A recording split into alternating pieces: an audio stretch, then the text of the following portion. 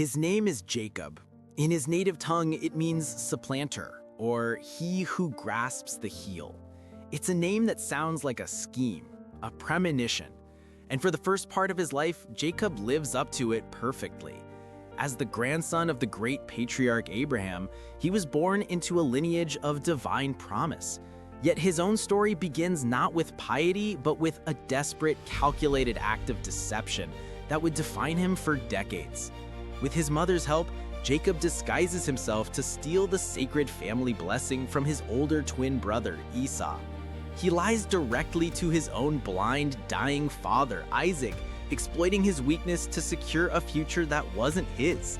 This isn't just a sibling squabble over inheritance, it's a theft of identity, of destiny, and it works.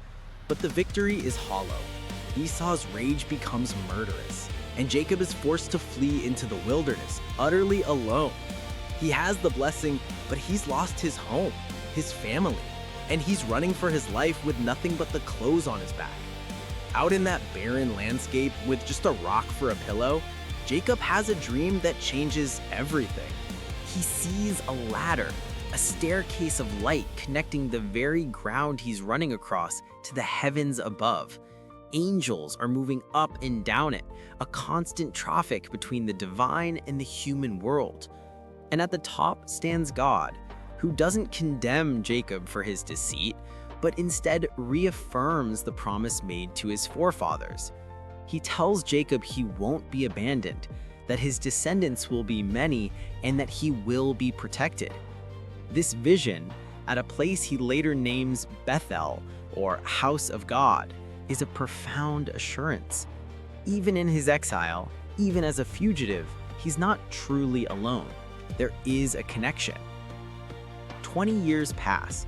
Jacob has built a family and a fortune, but he has always lived under the shadow of that initial betrayal.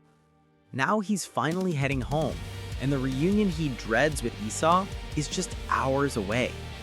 Crippled by fear of his brother's revenge, he sends his family ahead and waits alone by a river. In the darkness, a stranger appears and attacks him. They wrestle all night, a silent, brutal, relentless struggle. This is more than a random mugging.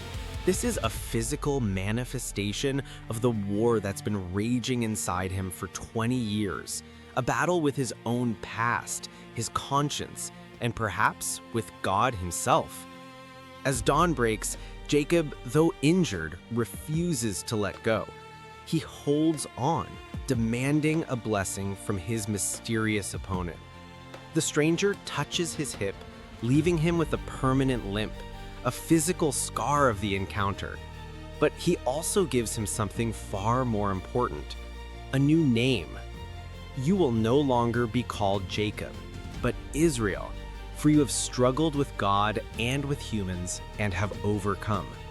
He doesn't walk away unscathed, but he walks away transformed. He is no longer just Jacob, the supplanter. He is Israel, the one who wrestles with the divine and endures.